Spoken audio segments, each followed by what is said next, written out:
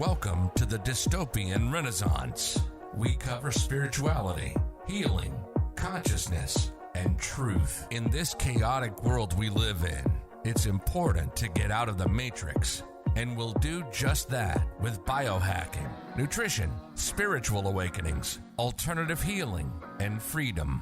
This is the Dystopian Renaissance, and this is your host, Johnny Sage. Welcome to the Dystopian Renaissance. I'm your host, Johnny Sage. I'm here today with Cesar Lujan. Yes. He's a Reiki master, a sound healer, a raindrop technique practitioner, a crystal healer, and a Metatronia master. Thank you for that awesome introduction. I appreciate it, man. I got it. That was a, I got to think, okay, You perfect. got it great. Just checking. Thanks. And your healing journey, this a spiritual journey, it all started back in New York City? Yeah, man. I'm originally from Texas, and was trying to kind of get out of the city, get into the big city. Decided to move to New York, and I was going to actually pursue modeling. Living in New York, it's so expensive, so I was just kind of doing my 9 to 5, working regular jobs. My roommate at the time, though, worked for a celebrity, and she was all about crystals. And so my roommate brought home some crystals, and they looked amazing. It was so really cool, and I was like, "Wow, what's going on? Like, why are they so like crystal clear? Like, what's going on?" And he told me, he's basically like, they have metaphysical properties. They can help you attain things, do things. And I was like, "What?" So I dived in like hardcore, and then for the rest of the time that I was in New York, that kind of solidified like my interest in crystals and everything with metaphysics and all that.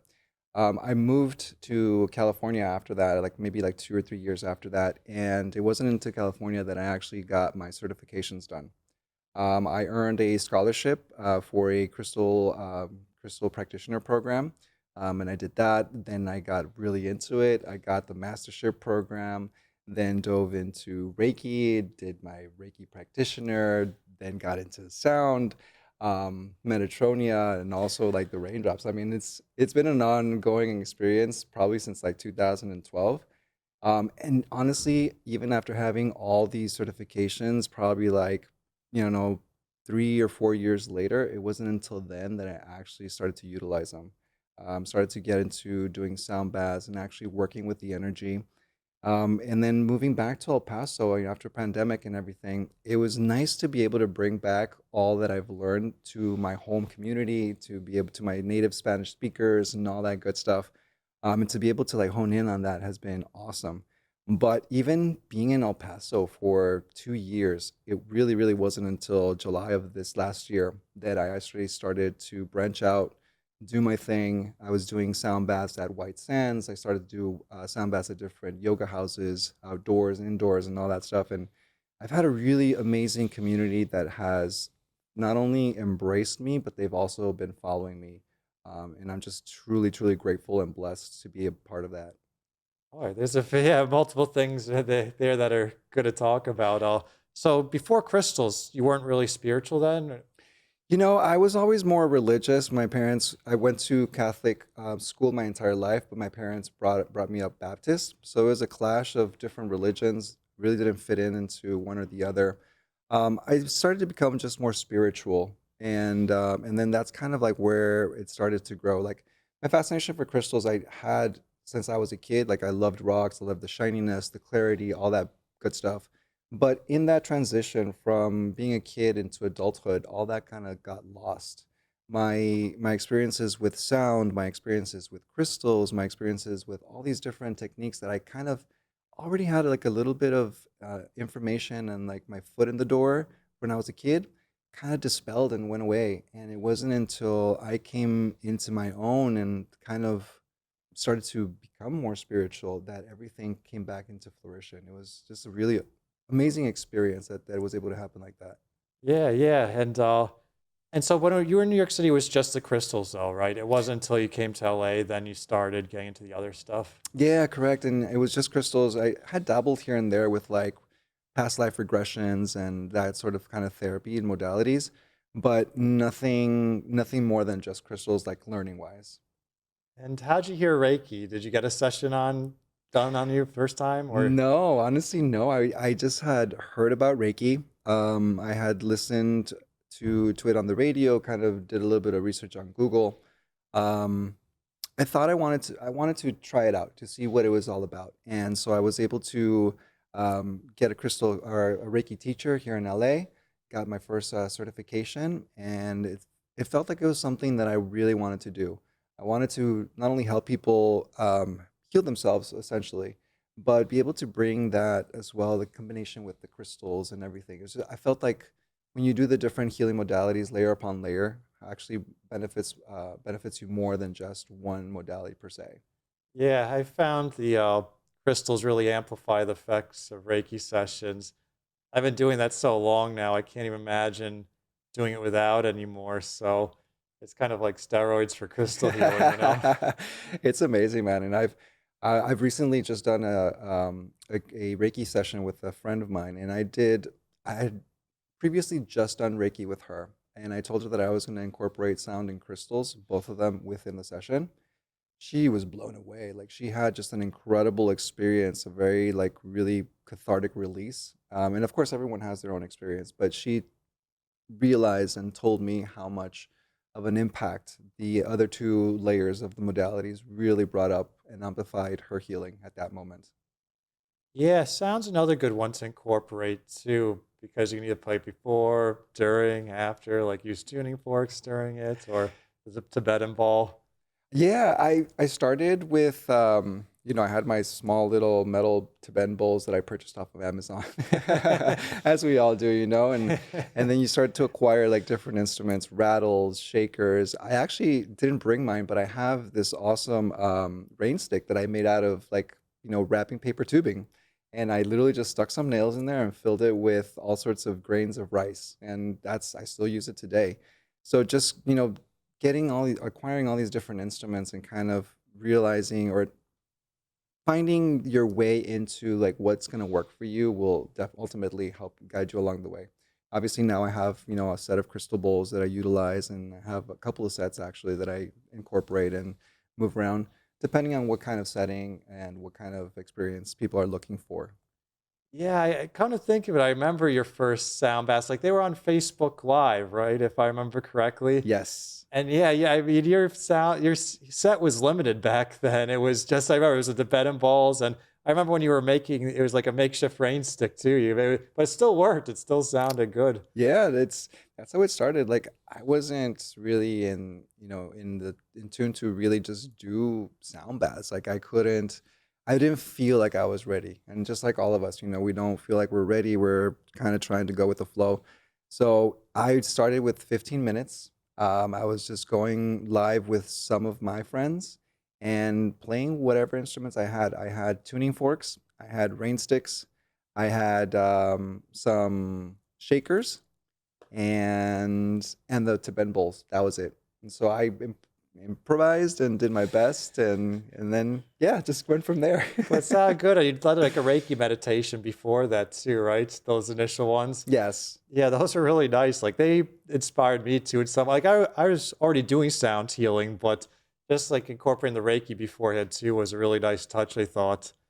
Yeah, no, absolutely. And it's it's really nice to be able to utilize everything that you've learned throughout your training, because I incorporate a lot of the Reiki meditations, the essence and how to guide the meditation within sound. And so, of course, I do my own meditations within sound. I love to create that experience for people, especially if I can tailor it specifically to whatever it is that's going on in their life. Like I've done an amazing birthday meditation for a friend with like a group of people surrounding and stuff like that. So I think that's very impactful to people when it really resonates within and can hone into their lifestyle, who they are, and what they're trying to accomplish within that moment.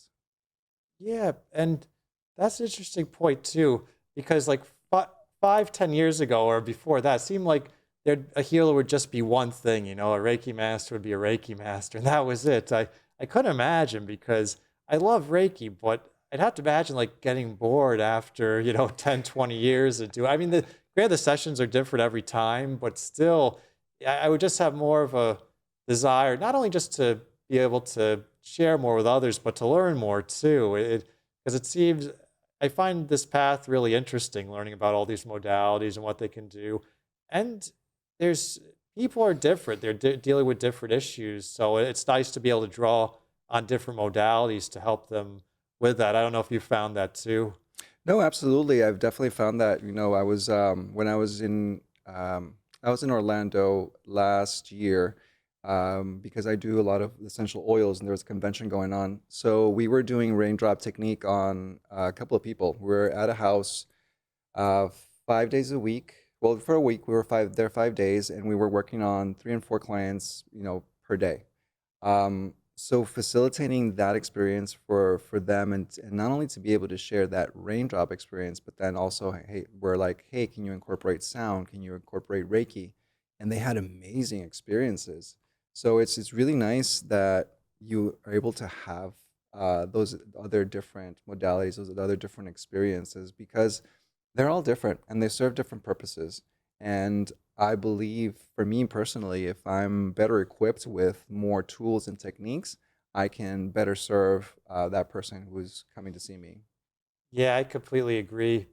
And I find it's nice to do a session combining them too, like not Yes. just the Reiki crystals, the sounding crystals, but there's also so much more you could do too, like adding essential oils to a session or just like so many other things. It's nice to experiment and, well, maybe not on a client, a new client, but on yourself or friends first before you debut it. Honestly, all experimentation is part of, using your intuition. I use my intuition wholeheartedly and all the time.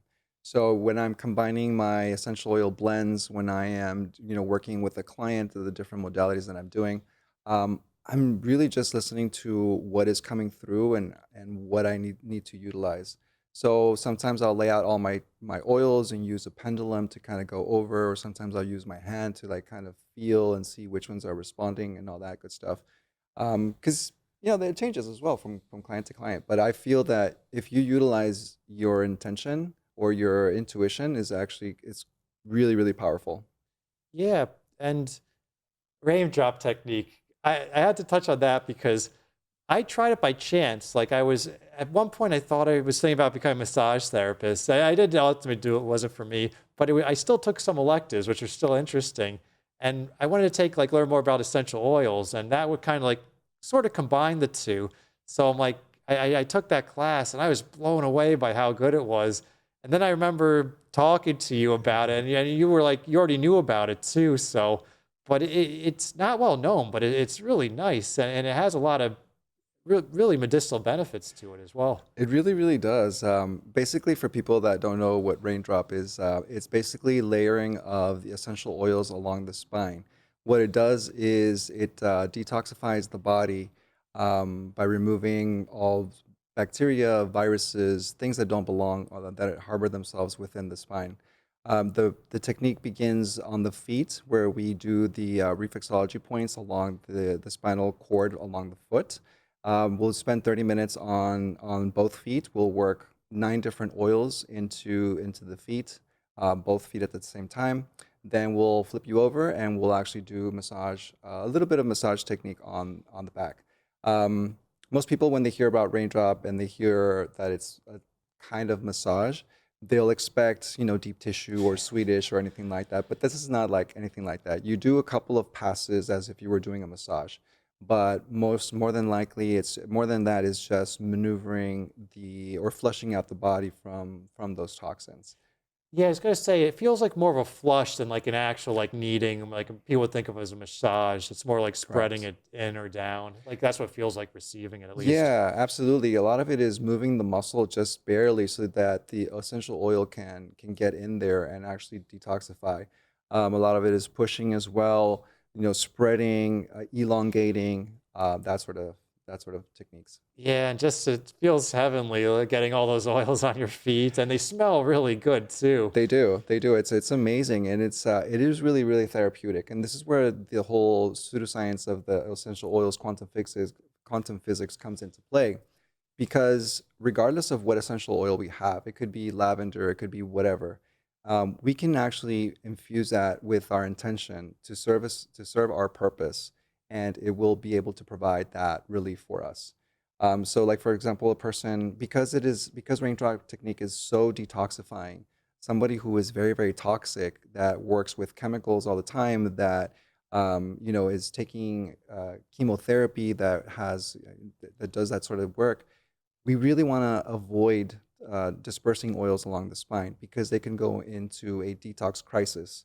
And what that looks like is just, feeling really nauseous, vomiting and, excreting things through the body. So in those particular cases, it's just really applying, or it's actually just passing the oil along through the electromagnetic frequency or parts of the body, and that oil will actually activate within the body. So it's really interesting that the quantum physics of the oils, the vibrations, the frequencies that it carry will actually entangle with your body and actually work with you without even applying the oil, which is incredible.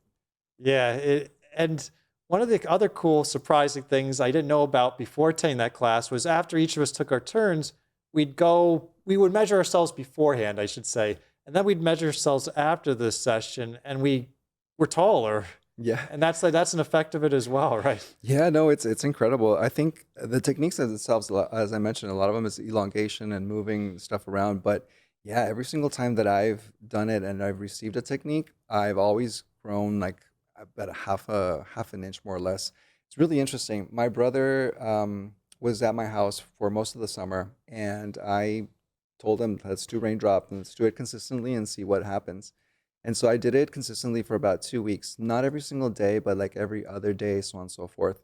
Within that time frame, he grew about an inch, more or less. Wow.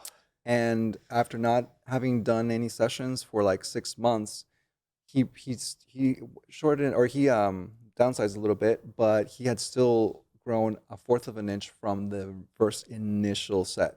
And I even recently did him right before I came to California, and he still was at that same height. So it has amazing, amazing benefits and properties. Man, that's crazy. So even though it came back down a little bit, some of it still held. Oh yeah, absolutely, without a doubt. And as soon as whenever you receive a technique, like as I mentioned, it is detoxifying, but it just feels so good. Like you will have amazing sleep. You'll feel so much rested. Like that's one of the reasons why he does it. Like he's not into any of the metaphysics aspects or any of that. He believes in essential oils, but he doesn't use them. But with this technique, like he gets a lot of relief, and that's why he asked me to do it on him as much as I can. Yeah, and I know you're really well versed in essential oils. You were one of the people that basically inspired me to. I always knew that they were, well, not always, but on the past few years at least, I understood that there was definitely, they were legit. There was healing properties to them, and there was use for them. But you like really knew them too. Like you would go on for just about anyone. And how'd you get into that? And what else do you use them for? You know, I knew about essential oils just like how we all have seen them, at the store, at Whole Foods, and all those places. And there's a allure about the way that they smell and all that good stuff. I bought them for that reason, was diffusing them and this and that. But then my friend she had a turn of events with her life story in regards to the essential oils, and suggested that I use the oils for what I was going through. I had a new job. I was in a really good place. I was making good money, but I still had anxiety, depression. I still felt horrible. And so she led on to me and she told me that maybe you should look into trying to look for some like hormonal oils, something that's going to help you. And I'm like, okay. So I bought a couple of oils. I bought one that was called Mister, and then I bought Idaho Blue Spruce. And by the way, I only use Young Living oils because of their purity and their content. They actually get their oils tested by third-party vendors. So I exclusively use those because those are also are edible, so you can actually ingest them as well. Oh man. So it's really, really awesome. So anyway, what I did was I got those oils, put them on my forearms, put them on the insides of my ankles, and lo and behold, within 2 days, my whole mood just changed. I just felt energized. I felt good within myself, and I was like, "What the heck? Like this is crazy, just from oils." And from there, I just kind of dove in. I started to learn about the different properties and this and that. Like for example, the beginning of the pandemic, I got burnt. I was cooking, just like everyone, and all that oil sprayed all over me. And I was like, "Wow, it burns like crazy, right?" So I got my essential oil book. I looked in there, lavender and Idaho Grand Fir. which is like the same thing as balsam fir. Literally, one drop of each, put it on. I kid you not, it wasn't even 30 seconds. The pain was gone. There was no blistering. There was no nothing. And it's just like those instances that continuously just like blow my mind, as that's how I got into it. And I was just like, wow, let me do that. Let me do that. And then now for the raindrop technique, we have to take like chemistry of oils. We have to take all these different other classes. So I've learned how those chemical constituents within each oil actually benefit and help our bodies. Yeah, and one of my first teachers, like it was like this Path of the Mystic class, we did touch on essential oils, and she was telling us that's how one of them was discovered, was it was a scientist like 100 or 200 years ago, and something blew up and they burned their arm and they just stuck their hand in like a vat of, I think it was lavender. If I, oh, it was okay. Yep. If I, yeah, if I'm wrong, please correct. And then it just miraculously like just went away, the burning sensation, and it didn't scar or anything like that. So it's just amazing that, well, one that was like found, that one was found by accident, but that it can like help a burn that much. Yeah, it's really interesting. I've heard the story as well, and it was a French scientist, and yes, he had lab explosion. The only thing that he had was a vat of lavender essential oils, stuck it in there. The same thing that happened to me is like no scarring, no blisters, no nothing, and that, I mean, that was like a really big burn. So just finding the different stories of how they have helped and are helping is incredible. So one of the things that we learned in raindrop technique is utilizing the oils for the chemical constituents. We have monoterpenes, we have sesquiterpenes, and we have phenols. So when we use phenols, we use an oil that has the phenol in it. What it does is it actually goes within to your cells, cleans out those receptor sites. Like imagine like a little cleaning lady goes in and she's like with her toothbrush and she's like cleaning, cleaning, cleaning, cleaning, right? So she's getting all that gunk out. And then, so we'll call her Feeny. So we remember the phenol, right? This is the way that I was taught. It's fantastic. It Sorry helps. about that. I can see how it helps. So the second cleaning lady, her name is Sesqua, and that's the sesquiterpene. And the sesquiterpene, she goes in there and she's taking out all that gunk, taking out all that trash, and removing it, cleaning it out. And then we have the last one. The last one is the monoterpene. And the monoterpene will go in there and she will actually help reprogram the cell, get it back into its ideal state. And so with those different, that's the basis of creating the raindrop technique. And I myself, because of all the training that I've had, the research that I have, I've created somewhat of a blend for myself in order to achieve, recreate that instance, but in not as a detoxifying way, more so of like a meditation, alertness kind of focus. My three oils that I use are orange as the phenol. I use fennel. I'm sorry, I use cedarwood as the sesquiterpene, and then I use fennel as the monoterpene.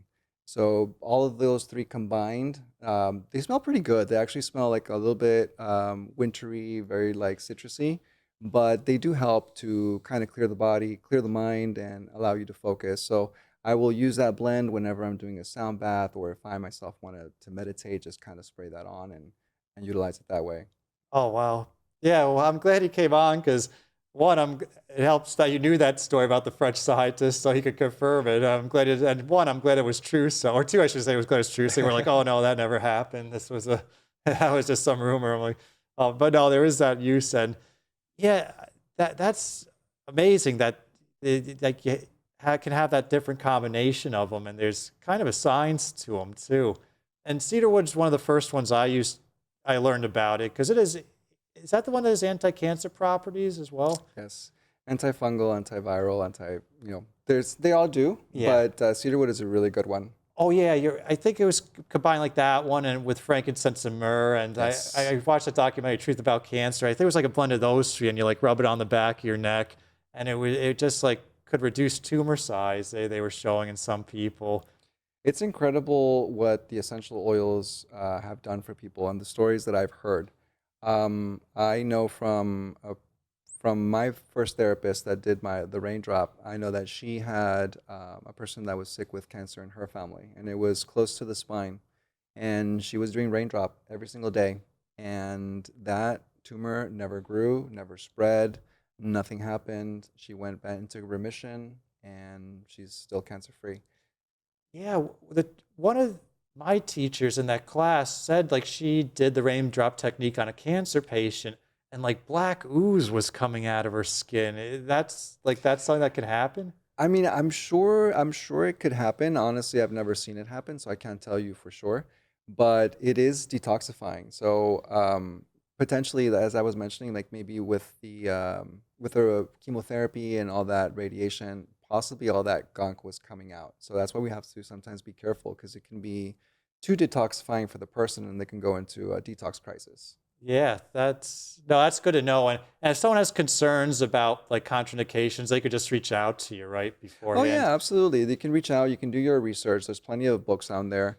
If ever you're handling essential oils, the easiest way and the most non-invasive way to use essential oils is to smell them. Just open up the bottle and you can take an inhale, use it that way. If you're going to apply topically, I recommend that you do the research, see if it's an oil that is not going to burn your skin, that's not going to harm it. And if you still want to apply it and maybe still have a little bit of doubt, I will use a carrier oil. Carrier oil will be like jojoba, grapeseed, olive oil, castor oil, coconut oil, any of those. In combination with the essential oil will allow it to not penetrate and absorb into the skin as quickly, therefore not irritating your skin as well. Yeah, because some of them, like tea tree oil, I guess like the more ones that are on the eucalyptus side, or they can burn if it's just applied and it's on a sensitive skin, right? Yes, they can burn on sensitive skin. It's not so much of a burning because they're actually the chemical reaction will not actually harm you, but it does feel unpleasant to the skin. I know before I knew about the essential oils, I made the mistake of drawing a bath and putting in their cinnamon, Oh, and I went into the bath, and 10 seconds later, I ran out of that bath because it was pain all over my body. So yeah, you have to kind of figure out what's going to work for you. To this day, yeah. I can't put any sort of cinnamon on my skin, on my face, or anything like that. I have to dilute it very thoroughly, or just just not apply. Just smell it. That's it. Cinnamon is a pretty strong one. Yeah. And yeah, yeah, the raindrop technique is something I can't rave enough about. It was like I found it by accident, so it was a really pleasant surprise. But I could see why you went and wanted to learn it for yourself so you could share it with others. And Metatronia, that's an archangel. Yes. So Metatronia is basically they're focusing on the trilogy of light. Tammy is the lady that channels that energy. But basically, the trilogy of light is Archangel Metatron, it is Jesus, and as well as Thoth. And so combined together, what they do is that they will go ahead and how can I say it? They release light codes into your body to help you accept those light codes. So I like to think of it because people say, well, Metatronia is kind of like Reiki, and I say, well, it is similar, but it's not. Reiki, I feel, focuses on the present, things you want to accomplish now, things you want to accomplish in the material world, I would say. Metatronia is more about ascension. It's actually you wanting to get into a higher state, and a higher level of consciousness. So with Metatronia, you're receiving those light codes in order to readjust your body to a higher vibration and be able to elevate you. So with Metatronia, you also don't need as many sessions as you would need for Reiki, because once you're at that ideal level, then you potentially don't need Metatronia any longer. That's good. Yeah, because sometimes when I have new clients, they reach out or they get a session and they'll ask, how many sessions do I need? And some people think like you just get one and boom, that's it. And Yeah. I love Reiki, and it's, as you know from like the history, it can really heal a lot of things, but it's one I consider it like a gradual technique, especially if you're dealing with something serious. If you just need to relax, then like you could be one and done or just trying it out. Nothing wrong with that. But if you're dealing with like more serious issues, it takes time, and that's why I recommend if it's something that they'd like to learn it themselves too. Because you can really get benefit from just doing self sessions. Oh yeah, absolutely. I think every day since I actually got attuned to Metatronia, I'm sorry, to Reiki, I've been doing self sessions on myself all the time. It just only amplifies your experience, only amplifies your connection, and is able to help you utilize it that much better. Um, as you mentioned, like going through different sessions, I currently have a client who's been with me, and she's amazed by the energy every single time. But it's work in progress because there's things that you eliminate, and then other things that arise, and then other things that happen. So it's a continuous kind of journey within. What I will say about Metatronia, though, is, and this is one of the really cool things, is that it is your direct connection to that particular source. So I have nothing to do with it. It's actually very, very common and it's very popular to utilize that as a long distance modality because you, as a receiver, will feel the energy within yourself. Like all I have to do is just set the intention, make sure that the energy is going there. I ask you to, lay down in a comfortable position and you'll start to feel the energy. And you're going to ask me, your next question is like, well, when do I know when it's done? You'll feel when it's done, and it's usually about 45 minutes to an hour. And then once it's done, and that's it. So it is your own personal experience with that source connection without having to have some sort in the middle, some person in the middle directing. And the in-person sessions you said it's like it looks like Reiki. Does that mean it's a hands-on technique when it's in person, or is it still hands-off even when someone comes to see you? It's my training session, my in-person training session was, again, similar to Reiki, but there wasn't a lot of hands-on. It wasn't placement of hands and just, going throughout the body. It was more so of checking the energy centers, your chakras, adding energy, removing energy, and then maybe placing the hands in like a couple of particular parts that you feel called to. But it isn't like Reiki where you want to cover the entire body. Yeah, because Reiki, I mean, you can. There is like a list of positions you can just go through, or you could also just kind of just sense it out, be guided by your intuition. Yeah. But this is even different than that. Yeah, as I mentioned, it really is just like whatever that client needs, whatever that person needs, it'll go. And as I mentioned, I probably say about 90% of those sessions from myself and from all other practitioners are done long distance. It's very few that are done in person.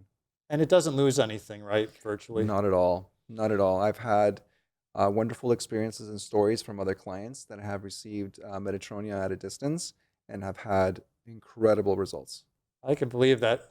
My previous guests here were like some of the sound healers at the beginning of the pandemic when everything moved online. They're like, "Oh, the sound healing is just as good virtually," and it wasn't. But I believe that too. And even Reiki, it does work by distance as well. It can transcend time and space, as you all know. But even that, I still prefer in person. But Yes. this sounds like it actually be. It wouldn't lose anything by doing it, going from in person to distance. Yeah, the way that I like to think about it as well is that, we are still human and we still put ourselves in that position of that we want to either be the healer or be that conduit for the healing. And with Metatronia, there is none of that because you're not in the way. Specifically, if you're at a long distance, the more you don't really put a lot of effort into it. I feel like when you're in person and you're trying to do it, you're putting more effort into it. You're like putting more energy, and it's kind of losing the essence of what it is. And that's that ethereal, that connectivity to divine source. Yeah, and I remember because LA is was a great healing scene. There were so many different top-notch healers that you could learn from. And I remember before you're moving out to El Paso, you didn't hear anything about its healing scene. It wasn't well known at all. But it turned out to be a nice surprise that there were many healers out there, and there were a lot of really good ones. Oh my God, I'm truly blessed and grateful, to be perfectly honest. I had a great teacher in New York, came out to LA, and I met some awesome people just like you, and we've been really good friends for a long time.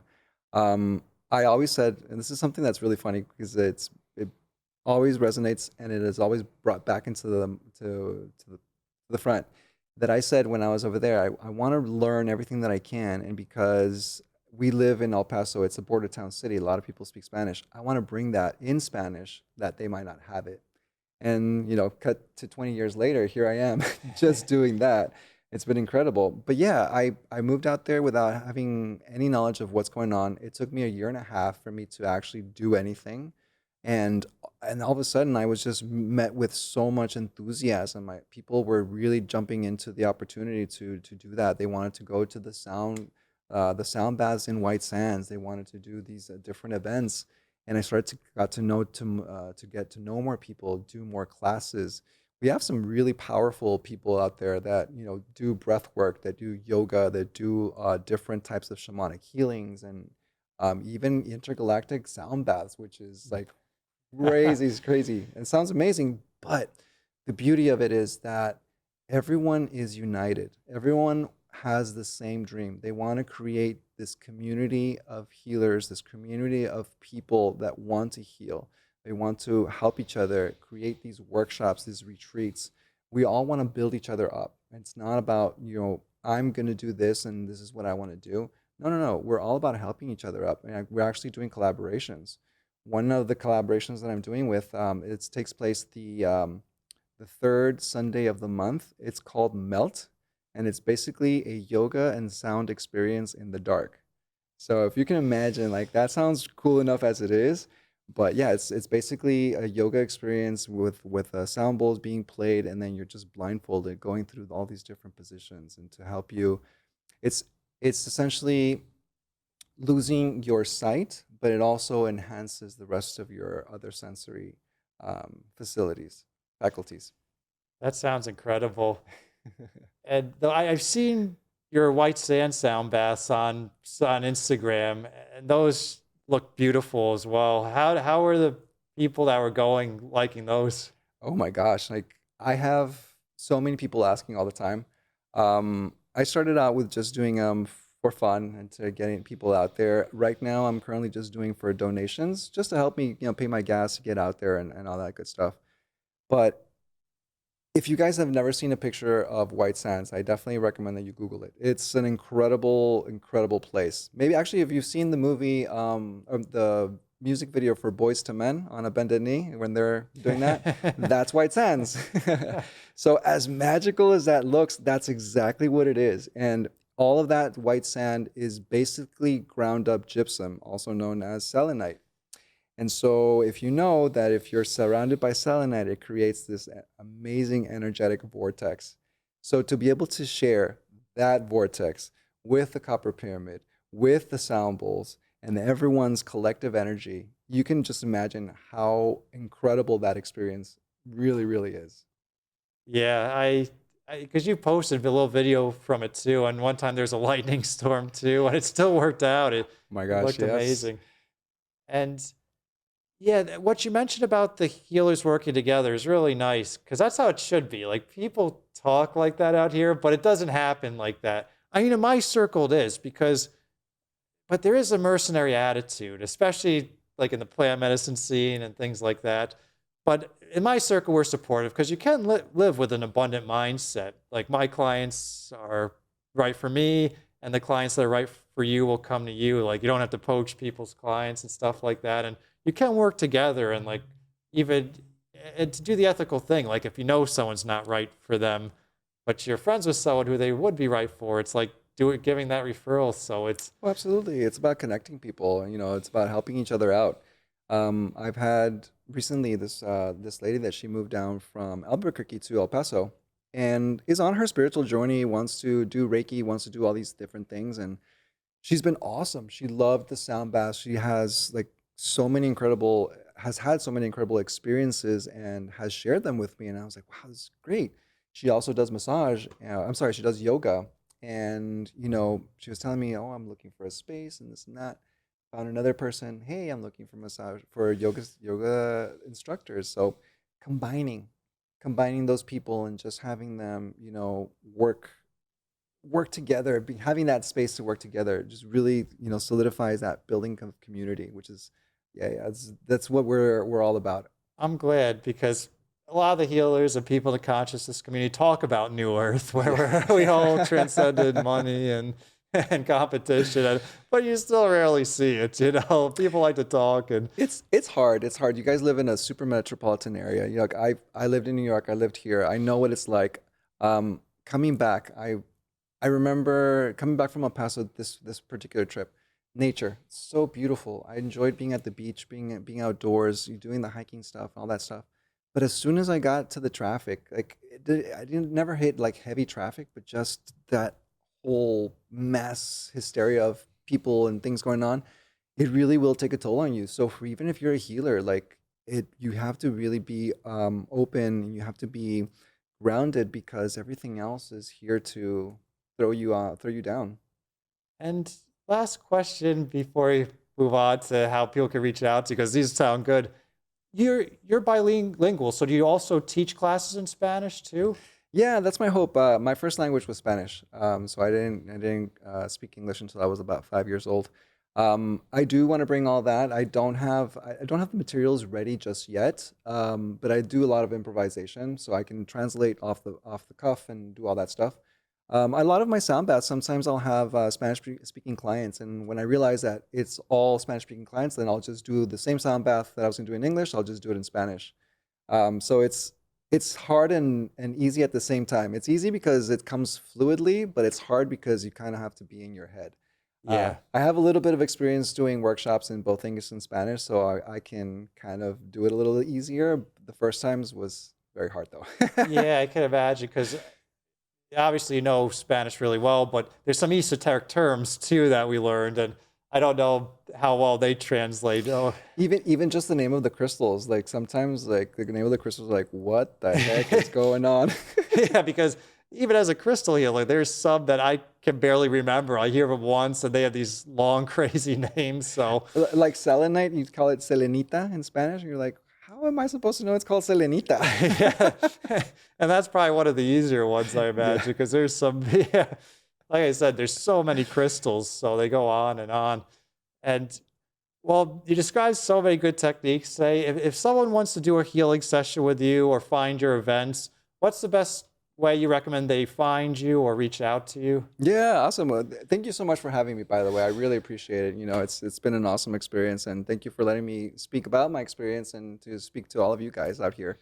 You can find me on Instagram at instruments_of_healing.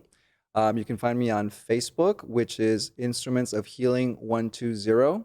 My website, you can find a lot of information of what I do, explain a little bit more about the modalities, plus you can actually find the prices for my sessions and all that. That website is www.instrumentsofhealing.com. And yeah, if you follow me on Instagram, that's where I post most of my events, my calendar of events, so on and so forth. But yeah, you can use any of those methods to contact me if you have any questions. If you want to do something private, I can be more than happy to do that. I'm actually flying out to New York to do a private sound bath in May. So I do that also for retreats and stuff. So that's an opportunity.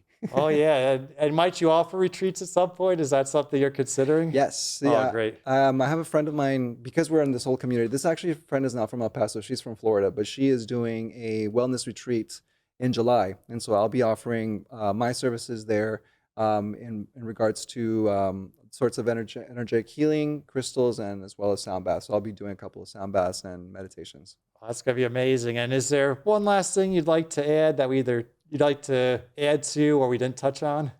I don't think so. If you go online and find all that stuff, you can. I also do products. If you guys are interested in learning more about essential oils, if you want to know, special combination of oils, crystals, whatever the case is, feel free to reach out and do all that stuff, because I do custom blends. I do make jewelry creations. I do make instruments and so on and so forth. So there's a lot of things that I do. I'm kind of like a jack of all trades, I guess. Yeah, you certainly are. And thank you again for coming on. And I'm glad you all got to listen or watch Cesar. He's a wealth of knowledge, extremely talented. Please like, follow, and subscribe. We have another interesting episode coming up next. I started Patreon. Any amount you can donate is greatly appreciated. Thank you for tuning in today. Be seeing you. You've been listening to the Dystopian Renaissance. Spirituality, healing, consciousness, truth. We hope you've gotten some useful and practical information from the show. Make sure to like, rate, and review the show. And tell a friend or two. That would help also. We'll be back soon. But in the meantime, hook up with us on Facebook, Instagram, and YouTube at the Dystopian Renaissance. And please find the website at www.thedystopianrenaissance.com.